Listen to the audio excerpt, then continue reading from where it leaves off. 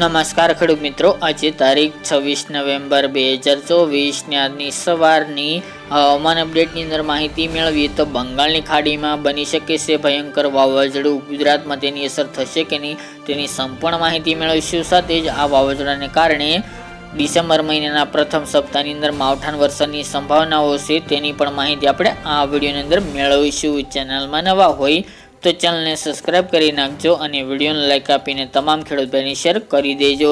તો ખાસ કરીને તમિલનાડુથી લગભગ 980 કિલોમીટર દક્ષિણ તરફ એક વેલમાર્ક લો પ્રેશર સિસ્ટમ સક્રિય બની છે.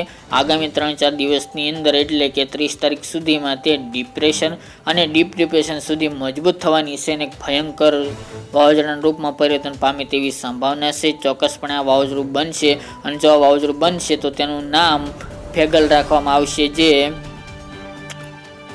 સાઉદી અરેબિયા તરીકે નામકરણ કરવામાં આવશે. અને ખાસ તો મિત્રો, આ વાવાઝોડાના ગુજરાતને ખતરો બિલકુલ નથી. ફક્ત દક્ષિણના રાજ્યો અને જે દરિયાકાંઠાના ભાગોની અંદર છે તેની અસર આ વાવાઝોડાને કારણે ત્યાં જોવા મળશે. તમિલનાડુ, કર્ણાટક, કેરળ, આંધ્રપ્રદેશ, અસમ સહિતના ભાગોની અંદર આ વાવાઝોડું નુકસાનકારક સાબિત થાય તેવી સંભાવના છે, પરંતુ તેને ગુજરાતમાં કોઈ પણ પ્રકારે ખતરો જણાતો નથી. ગુજરાતમાં હાલ તો હમણાં માવઠાની સંભાવના 30 તારીખ સુધી પણ જોવા મળતી નથી. પરંતુ મિત્રો, અત્યારે ખાસ કરીને અરબી સમુદ્રમાં સક્રિય છે તેમજ બંગાળની ખાડી પણ સક્રિય છે.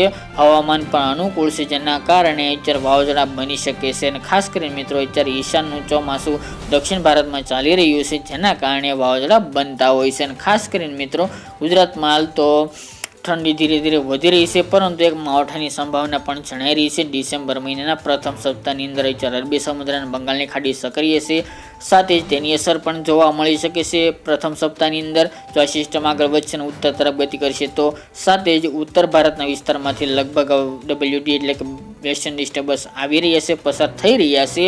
અને મજબૂત વેસ્ટર્ન ડિસ્ટર્બન્સ આવશે તો તેના ટ્રફો ગુજરાત સુધી પહોંચશે તો ગુજરાતમાં માવઠું થઈ શકે છે. એટલે કે બંને તરફથી ગુજરાતમાં તેની અસર જોવા મળશે સિસ્ટમોની, જેના કારણે ગુજરાતમાં હળવું માવઠું થાય તેવા સંજોગો જોવા મળી રહ્યા છે. પરંતુ તે બધું સિસ્ટમ ઉપર આધીન હોય છે, એટલે આમાં ઘણા બધા ફેરફાર પણ જોવા મળતા હોય છે.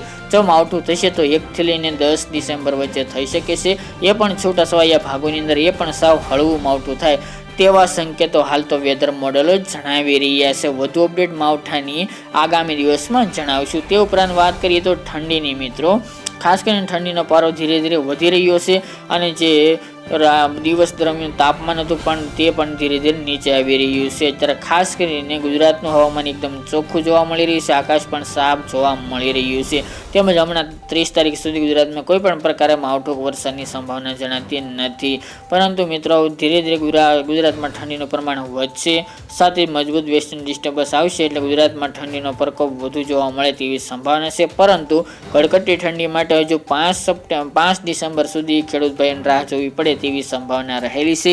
ત્યાં સુધી ગુજરાતમાં હજુ કડકડતી ઠંડી આવે તેવા સંકેત જોવા મળતા નથી.